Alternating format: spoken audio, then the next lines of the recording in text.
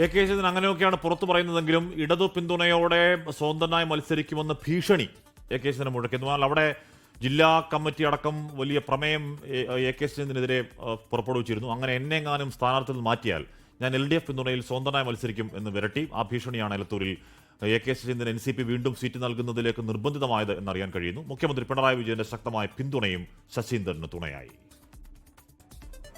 NCP Kozhikode ജില്ലാ അധ്യക്ഷൻ മുക്കം മുഹമ്മദിന്റെ നേതൃത്വത്തിൽ ജില്ലാ കമ്മിറ്റിയിലും സംസ്ഥാന കമ്മിറ്റിയിലും ശശീന്ദ്രനെതിരെ ശക്തമായ എതിർസ്വരം ഉയർന്നതാണ്.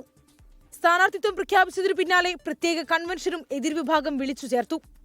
തന്റെ പേരാണ് സ്ഥാനാർത്ഥിത്വത്തിന് തടസ്സമായതെന്ന് മുക്കം മുഹമ്മദ് പറയുമ്പോൾ യഥാർത്ഥ കാരണം അതായിരുന്നില്ല.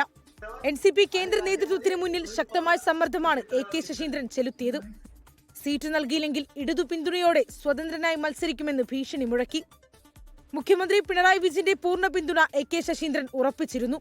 നിലവിൽ നിയമസഭയിലേക്ക് പാർട്ടി ഉറപ്പിക്കുന്ന സീറ്റ് നഷ്ടമാകുന്ന അവസ്ഥയിലേക്ക് കാര്യങ്ങളെത്തി.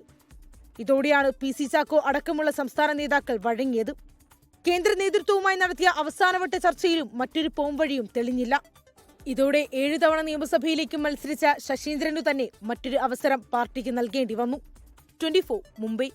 ലോകത്തെവിടെയായാലും ഏത് സമയത്തും 24 വാർത്തകളും ഓഗ്മെന്റഡ് റിയാലിറ്റി പാക്കേജുകളും എക്സ്പ്ലെയിനറുകളും വിശദമായി കാണാൻ ഞങ്ങളുടെ YouTube ചാനൽ നിങ്ങൾക്ക് സബ്സ്ക്രൈബ് ചെയ്യാം.